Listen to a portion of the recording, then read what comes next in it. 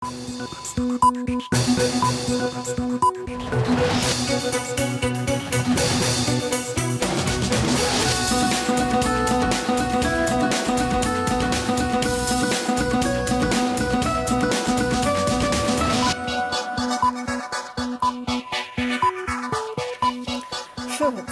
স্বাগত দুপুরের মাছরাঙা সংবাদে। আপনাদের সঙ্গে আছি মৌমিতা জান্নাত। শুরুতেই গার্ডিয়ান লাইফ ইন্স্যুরেন্স সংবাদ শিরোনাম।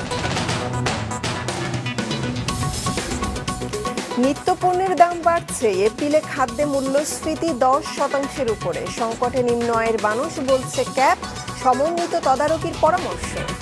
আসছে অর্থ বছরের এডিপির আকার 2,65,000 কোটি টাকা। সর্বোচ্চ বরাদ্দ যোগাযোগ খাতে 70,500 কোটি। সুন্দরবনে প্রাকৃতিকভাবে আগুন লাগার ঝুঁকি বাড়ছে মনে করেন গবেষকরা। পরিকল্পিত বন ব্যবস্থাপনা গড়ার তাগিদ। এবার বিস্তারিত সংবাদ। বাজারে নিত্যপণ্যের দাম বাড়ছেই। গত এপ্রিল মাসে খাদ্য খাতে মূল্যস্ফীতি বেড়ে দাঁড়িয়েছে 10.22%। ভোক্তাদের সংগঠন ক্যাব বলছে বাজারে তদারকির অভাবে পণ্যের দাম নিয়ন্ত্রণ করা যাচ্ছে না। দাউদ হাসানের রিপোর্ট। সব পণ্যের দাম ঊর্ধ্বমুখী, তাই ভোক্তার বাজারের ফর্দ লম্বা হলেও হিসেব মিলাতে না পেরে বাড়ি ফিরতে হচ্ছে অনেক কিছু না নিয়েই। সব কিছুর দাম বর্তমানে মনে করেন 20 টাকা 30 টাকা এর মতো বাড়ছে। আয় তো আর বাড়েনি, আয় তো বরং করলে, কিন্তু খরচ তো সব জিনিসে বাড়ছে, সব জিনিসের যে প্রচুর দাম। কৃষি বিপণন অধিদপ্তরের হিসেবে যে আলু গত বছরের মে মাসে বিক্রি হতো 35 টাকায়, তা চলতি বছর একই সময় বিক্রি হচ্ছে 55 টাকা কেজি দরে। বেড়েছে সব সবজি, ডিম, মুরগি, মাছ, মাংস সহ প্রায় সব জিনিসের দাম। বছর বছর এই যে খাদ্যের দাম বৃদ্ধি, তা উঠে এসেছে মূল্যস্ফীতির হিসেবে। বাংলাদেশ পরিসংখ্যান ব্যুরোর সাম্প্রতিক তথ্য বলছে গত এপ্রিল মাসে খাদ্য খাতে মূল্যস্ফীতি বেড়ে 10.22% এসে দাঁড়িয়েছে। এর আগের মাসে যা ছিল 9.87%। মূল্যস্ফীতির আসলে ব্রড যদি আমরা কারণ দেখি, সেটা দুই ধরনের। একটাকে বলা হয় ডিমান্ড পুল ইনফ্লেশন, আর একটাকে বলা হয় কস্ট পুশ ইনফ্লেশন। অর্থনীতি বহির্ভূত যে কারণগুলো আছে, যাতে কোনো চাঁদাবাজি না হতে পারে, যাতে কোনো অসাধু ব্যবসায়ী স্টক না করতে পারে, সেগুলো যদি আমরা প্রপারলি মনিটর করতে পারি, তাহলে অবশ্যই অন্তত খাদ্য যে মূল্যস্ফীতি সেটি একটা সহনীয় পর্যায়ে আসবে। পরিসংখ্যান আরও বলছে শহরের চেয়ে গ্রামের মূল্যস্ফীতি বেশি। এসবের কারণ হিসেবে ডলারের মূল্যবৃদ্ধি, বাজারে অসাধু ব্যবসায়ী সিন্ডিকেট, মানি লন্ডারিং সহ সরকারি কর্মকর্তাদের দুর্নীতিকে দায়ী করছে ভোক্তাদের সংগঠন ক্যাব। দ্রব্যমূল্যের এই বৃদ্ধি নিম্ন আয়ের মানুষের সংকট বাড়িয়েছে বলে জানায় সংগঠনটি। 12 উপরে মূল্যস্ফীতি আছে বর্তমান বাজারে। এই মূল্যস্ফীতির কারণ হলো এটা পণ্যের দাম বৃদ্ধি পাওয়া, ডলারের ক্রাইসিস, তারপরে আমাদের দুর্নীতি এদের লোকে জড়িত, এবং কোনো কোনো ক্ষেত্রে অপচয়, অপব্যয়, অপরিমিত ব্যয়, এইগুলি সব মিলিয়ে গিয়া এই মূল্যস্ফীতি বাড়ে, যার জন্য আমাদের পণ্যের দাম বাড়তেছে।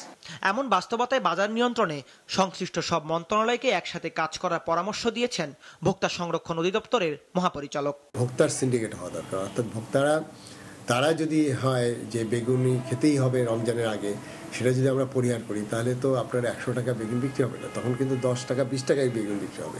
বিজনেস কমিটিকে বা বিসিসিআই সহ যতগুলো আমাদের ট্রেড বডি আছে, বাজার কমিটিগুলো আছে, তাদেরকে আমাদের অনবোর্ড করতে হবে। আর ভোক্তাকেও বোঝাইতে হবে যে কিছু জিনিস আমাদের মেনে নিতে হবে, এটা অস্বীকার করার কিছু নেই। সবশেষ গত বছরের নভেম্বর মাসে মূল্যস্ফীতি ছিল 10.76%। এরপর এপ্রিলে এসে এই খাতে মূল্যস্ফীতি আবারও 10-এর ঘর ছাড়ালো। দাউদ হাসান, মাছরাঙা সংবাদ, ঢাকা। আসছে 2024-25 অর্থ বছরের বার্ষিক উন্নয়ন কর্মসূচি বা এডিপি চূড়ান্ত করেছে সরকার। নতুন এডিপির আকার 2,65,000 কোটি টাকার মতো। এর মধ্যে 1,65,000 কোটি টাকা যোগান দেওয়া হবে রাষ্ট্রীয় তহবিল থেকে। বাকি 1,00,000 কোটি টাকা বৈদেশিক উৎস থেকে সংগ্রহ করা হবে। সকালে রাজধানীর আগারগাঁওয়ের পরিকল্পনা কমিশনে জাতীয় অর্থনৈতিক পরিষদের সভায় নতুন এডিপির অনুমোদন দেওয়া হয়। বৈঠকে সভাপতিত্ব করেন প্রধানমন্ত্রী শেখ হাসিনা। হিসেব বলছে নতুন এডিপির আকার চলতি বছরের মূল এডিপির তুলনায় 2,000 কোটি টাকা বেশি। তবে সংশোধিত এডিপির তুলনায় তা 20,000 কোটি টাকার মতো বেশি। জানা গেছে অর্থ বরাদ্দের ক্ষেত্রে সবচেয়ে গুরুত্ব দেওয়া হয়েছে পরিবহন ও যোগাযোগ খাতে। সেখানে দেওয়া হয়েছে 70,500 কোটি টাকার মতো। দ্বিতীয় সর্বোচ্চ বরাদ্দ পেয়েছে বিদ্যুৎ ও জ্বালানি খাত, আর মন্ত্রণালয় ভিত্তিক সর্বোচ্চ বরাদ্দ পেয়েছে স্থানীয় সরকার বিভাগ। সুন্দরবনে প্রাকৃতিকভাবে আগুন লাগার ঝুঁকি বাড়ছে বলে জানিয়েছেন গবেষকরা। এজন্য অপরিকল্পিত বন ব্যবস্থাপনা দায়ী বলে মনে করেন বন বিশেষজ্ঞরা। তারা বলছেন, আগুন লাগার পর তদন্ত কমিটির সুপারিশ বাস্তবায়ন না হওয়াও দুর্ঘটনা বেড়ে যাওয়ার আরেকটি কারণ। এস এ মিলনের ক্যামেরায় মোস্তফা জামালের রিপোর্ট। সুন্দরবনে প্রায়ই আগুন লাগার ঘটনা ঘটে আসছে গেল 2 দশক ধরে। আগুন লাগার পরেই গঠিত হয় তদন্ত কমিটি, আসে সুপারিশ, কিন্তু এরপরই সব নিষ্ক্রিয়। দৈনন্দিন নানা ঘটনায় চাপা পড়ে সুন্দরবনের ক্ষত। গত 5ই মে আগুন লাগে চাঁদপাই রেঞ্জের আমুরবুনিয়ায়। 2 দিনের আগুনে ক্ষতিগ্রস্ত হয় 5.5 একর বনভূমি। চাঁদপাই রেঞ্জে এর আগেও বেশ কয়েকবার আগুন লেগেছে। এজন্য অপরিকল্পিত বন ব্যবস্থাপনাকে দায়ী করছেন বিশেষজ্ঞরা। বলা নদী খননের ফলে যে পলিটা ফেলা হয়েছে, সেই পলিটা নদীর 2 ধারে ফেলে রাখার জন্য আমাদের জোয়ারের পানিটা কিন্তু বনের ভিতরে ঢুকতে পারছে না, এবং এই কারণে সুন্দরবনের যে ম্যানগ্রোভ প্রজাতিগুলো আছে সে প্রজাতিগুলো ওখানে সময় মতো এবং ঠিকমতো আসতে না পারার কারণে বনের গঠন এবং প্রকৃতির মধ্যে কিন্তু একটা পরিবর্তন এসেছে। এবং সেখানে আমরা দেখতে পাচ্ছি যে ম্যানগ্রোভ স্পেসিস না আসার কারণে অন্যান্য প্রজাতিগুলো এখানে আসছে এবং এটা ম্যানগ্রোভের যে প্রকৃতি সেটাকে নষ্ট করেছে। গবেষকরা বলছেন, জলবায়ু পরিবর্তনে পরিবর্তিত হচ্ছে সুন্দরবনের নদ নদী, জলাভূমি ও বৃক্ষরাজির বৈশিষ্ট্য। তাই সুন্দরবনের একই অঞ্চলে বারবার আগুনের ঘটনাকে গুরুত্ব দিয়ে গবেষণা করতে হবে, বের করতে হবে প্রকৃত কারণ। ম্যানগ্রোভে আগুন লাগাটা এটা খুব একটা স্বাভাবিক ঘটনা না, এটা অস্বাভাবিক ঘটনা। জোয়ার ভাটা যেখানে থাকবে সেখানে আসলে আগুন লাগার সেরকম সম্ভাবনা নেই, কিন্তু সুন্দরবনের কিছু কিছু জায়গায় বেশি পরিমাণে পলিমাটি পড়ে যাওয়ার জন্য ল্যান্ডটা রেইজ হয়েছে, এবং বিগত কয়েকদিন আগেই আমরা যে খুব একটা দারুণ তাপদাহর মধ্য দিয়ে যেটা আমরা একটা অতিবাহিত করেছি প্রায় 35 দিন, এই সব কিছু মিলিয়ে আসলে কিন্তু অনেক বেশি লিটার জমেছে, যে লিটারটা কিন্তু আগুন জ্বালানোর জন্য সহায়ক হয়েছে। সুন্দরবনের আগুনের ঘটনায় আগের তদন্ত কমিটির সুপারিশগুলো বাস্তবায়িত হচ্ছে দাবি বন বিভাগের। বিভিন্ন সময় সুপারিশমালা করেছে, তার মধ্যে একটা ছিল ভরাট হয়ে যাওয়া ভোলা, খড়মা কিংবা আরুয়াবের নদীটা পুনর্খনন। আরেকটা সুপারিশ ছিল যে ওই এলাকায় যাতে লোকালয় সংলগ্ন যেহেতু এলাকা, জনগণ যাতে প্রবেশ খুব সহজে করতে না পারে সেখানে ফেন্সিংয়ের ব্যবস্থা দেওয়ার কথা ছিল। আর একটা হয়েছে অগ্নিকাণ্ডের ঘটনাস্থল দ্রুত উদ্ঘাটনের জন্য সেখানে কিছু দূর পর পর ওয়াচ টাওয়ারের নির্মাণের একটা বিষয় ছিল। তো এই বিষয়গুলো কিন্তু সরকার ধারাবাহিকভাবে অ্যাড্রেস করছে। বন বিভাগের তথ্য হিসেবে গেল 22 বছর সুন্দরবনে 25 বার আগুন লেগেছে, যাতে ক্ষতি হয়েছে 100 একর বনভূমির। মোস্তফা জামাল, মাছরাঙা সংবাদ, খুলনা। জমে উঠেছে দ্বিতীয় ধাপের উপজেলা নির্বাচনের প্রচার। দিন রাত ব্যস্ততার মধ্যে সময় যাচ্ছে প্রার্থীদের। কোথাও কোথাও কর্মী সমর্থকদের মধ্যে বিরোধ তৈরি হচ্ছে। Desk report.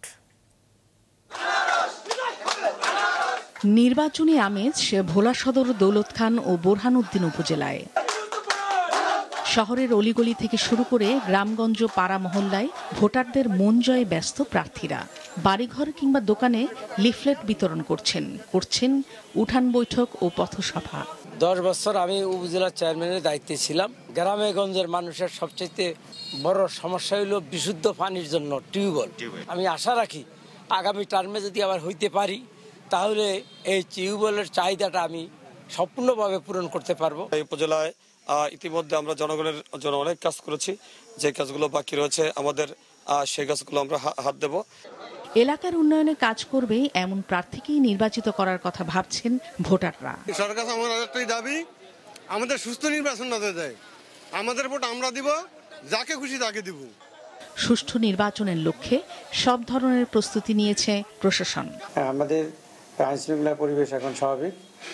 আমরা আশা করছি নির্বাচন অত্যন্ত সুষ্ঠু এবং সুন্দরভাবে সম্পন্ন করার লক্ষ্যে আমরা কাজ করছি। চেয়ারম্যানের পাশাপাশি ভাইস চেয়ারম্যান ও মহিলা ভাইস চেয়ারম্যান প্রার্থীদের জোর প্রচার চলছে গাইবান্ধা সদরে। আমি আমার এলাকা থেকে শুরু করে আমি 13টি ইউনিয়নের মানুষের কাছে ভোট প্রার্থনা করছি। মানুষের অভূতপূর্ব সাড়া আমি লক্ষ্য করছি। এদিকে গোপালগঞ্জের মুকসুদপুর উপজেলা পরিষদ নির্বাচনে চেয়ারম্যান প্রার্থী আবুল কাশেম রাজের পক্ষে গণসংযোগ করছেন বেসামরিক বিমান ও পর্যটন মন্ত্রী মোহাম্মদ ফারুক খানের কন্যা কান্তারা কে খান। এতে দলের ঐক্য বিনষ্ট হচ্ছে মনে করছেন স্থানীয় আওয়ামী লীগ নেতারা।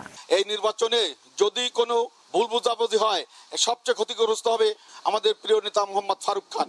আমি ফারুক খানের দৃষ্টিও আকর্ষণ করছি। উন্নত একটা মুকসিদপুর, উন্নত একটা কাশিয়া নিয়ে আমরা আগামী দিনে আমাদের এই এলাকার জনগণকে উপহার দিতে পারি, সেই লক্ষ্যে কাজ করে যাচ্ছি।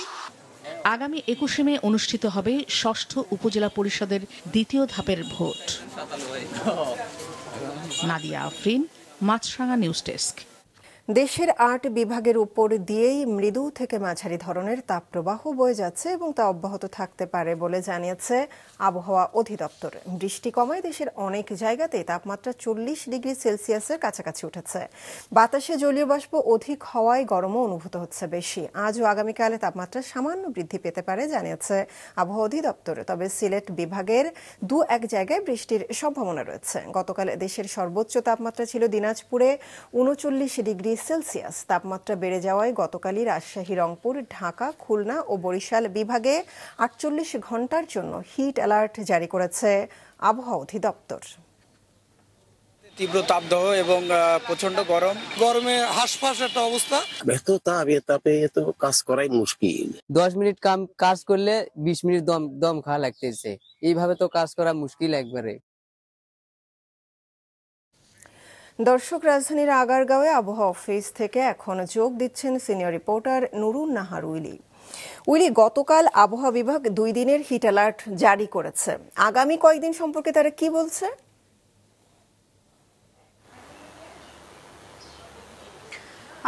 মমিতা, ধন্যবাদ আপনাকে।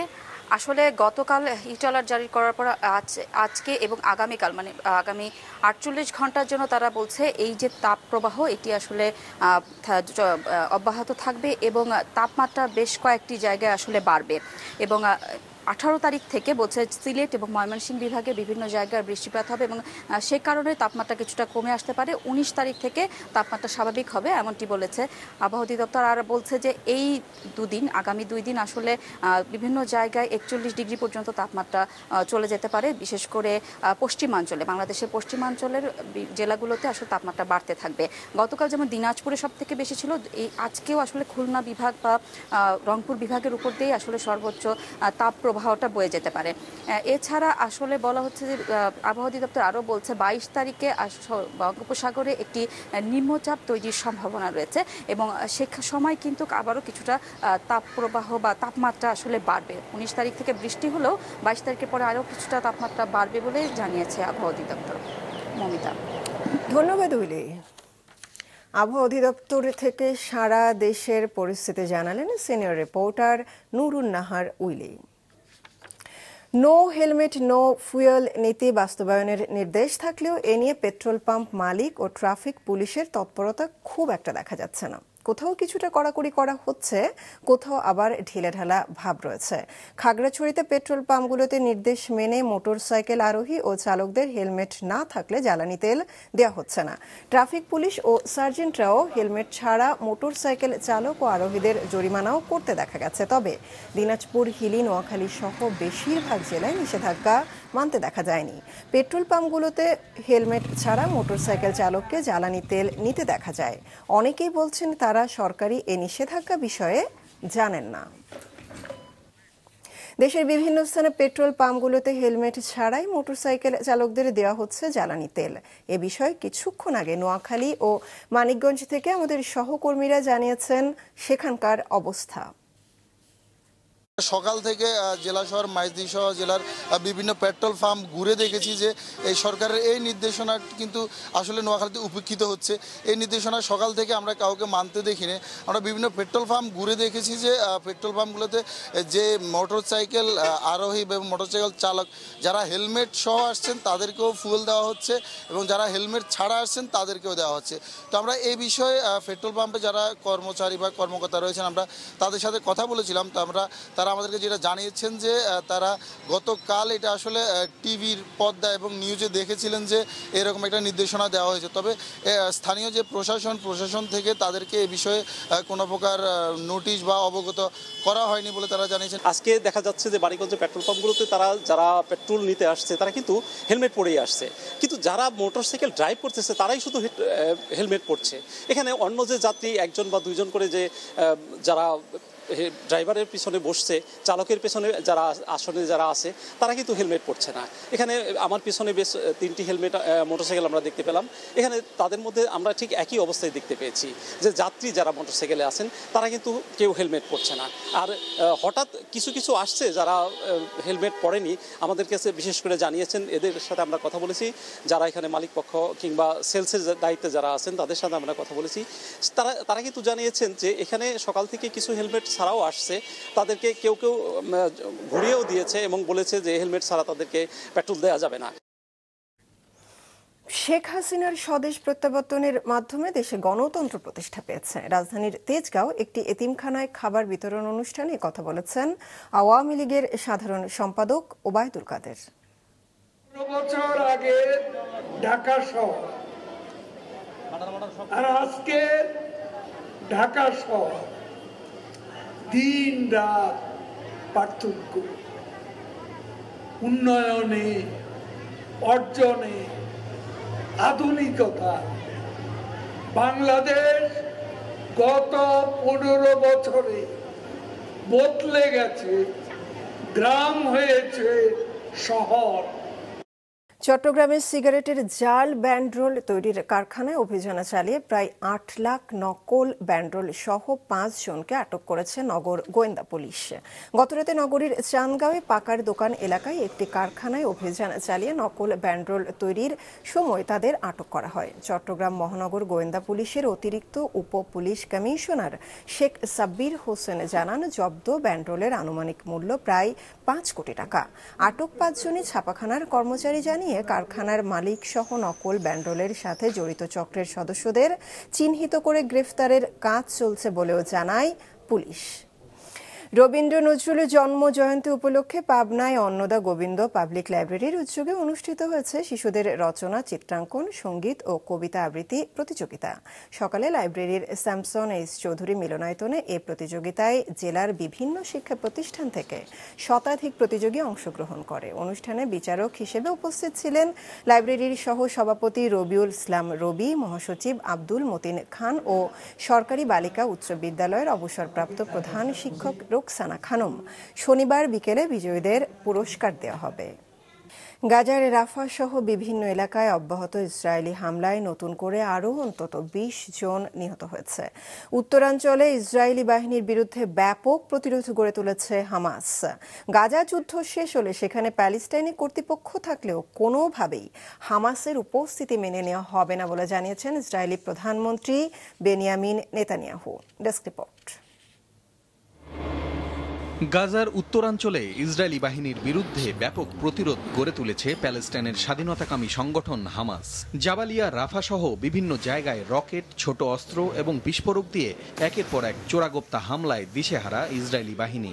এরই মধ্যে রাফায় প্রথমবারের মতো এক ইসরায়েলি সেনা নিহতের বিষয় স্বীকার করেছে তেল আবিব।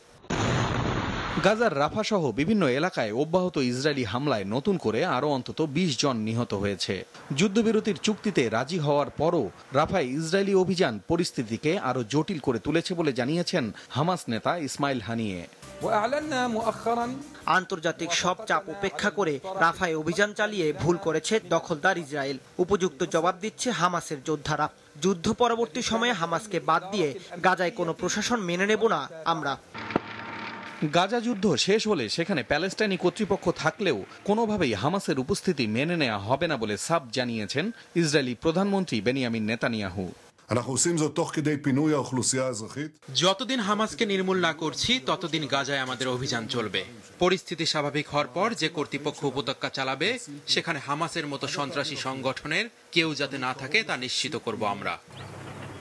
গাজা যুদ্ধ শেষ হওয়ার পর সেখানে ইসরায়েলি সেনাদের অবস্থান কখনোই সমর্থন করে না যুক্তরাষ্ট্র, এমনটা জানিয়েছেন মার্কিন পররাষ্ট্রমন্ত্রী Antony Blinken. We've been very clear that when it comes to the future of Gaza, we do not support and will not support an Israeli occupation. We also, of course, do not support Hamas governance. এদিকে গাজায় Israeli আগ্রাসন বন্ধে যুক্তরাষ্ট্রের বিভিন্ন বিশ্ববিদ্যালয়ে শিক্ষার্থীদের বিক্ষোভ অব্যাহত রয়েছে। গতকাল ইরভাইনে ইউনিভার্সিটি অব ক্যালিফোর্নিয়ায় লাইব্রেরি ভবনের নিয়ন্ত্রণ নিয়ে বড় বিক্ষোভ করে শিক্ষার্থীরা। কর্তৃপক্ষের আহ্বানে সাড়া দিয়ে ক্যাম্পাসে পুলিশ ঢুকলে বিক্ষোভকারীদের সঙ্গে ব্যাপক সংঘর্ষ হয়। এ সময় অর্ধশতাধিক শিক্ষার্থীকে আটক করা হয়। পলাশ রঞ্জন রায়, মাছরাঙা নিউজ ডেস্ক। বিশ্বকাপ ও এর আগে 3 ম্যাচের টি-20 সিরিজ খেলতে গত রাতে যুক্তরাষ্ট্রের উদ্দেশ্যে রওনা দিয়েছে বাংলাদেশের ক্রিকেট দল। আগামীকাল ভোরে তাদের নিউ ইয়র্ক হয়ে ডালাস পৌঁছানোর কথা। গত রাত 1:45 ফ্লাইটে ঢাকা থেকে রওনা দেন ক্রিকেটাররা। বিশ্বকাপের আগে ডালাসে স্বাগতিক দলের বিপক্ষে 21, 23 ও 25 মে 3 ম্যাচের টি-20 সিরিজ খেলবে বাংলাদেশ। এরপর মূল আসরের আগে 2টি প্রস্তুতি ম্যাচের মধ্যে নিউ ইয়র্কে ভারতের বিপক্ষে একটি টি-20 খেলবে বাংলাদেশ দল। বিশ্বকাপে এবার গ্রুপ পর্ব পেরোনোর লক্ষ্য জানিয়ে গেছেন বাংলাদেশ দলের অধিনায়ক নাজমুল হোসেন শান্ত ও কোচ চান্দিকা হাথুরুসিংহে। দুপুরের সংবাদ শেষ করছি, যাবার আগে গার্ডিয়ান লাইফ ইন্স্যুরেন্স সংবাদ শিরোনামগুলো আরও একবার। নিত্য পণ্যের দাম বাড়ছে। এপ্রিলে খাদ্যে মূল্যস্ফীতি 10% উপরে। সংকটে নিম্ন আয়ের মানুষ, বলছে ক্যাব। সমন্বিত তদারকির পরামর্শ। আসছে অর্থ বছরের এডিপির আকার 2,65,000 কোটি টাকা। সর্বোচ্চ বরাদ্দ যোগাযোগ খাতে 70,500 কোটি।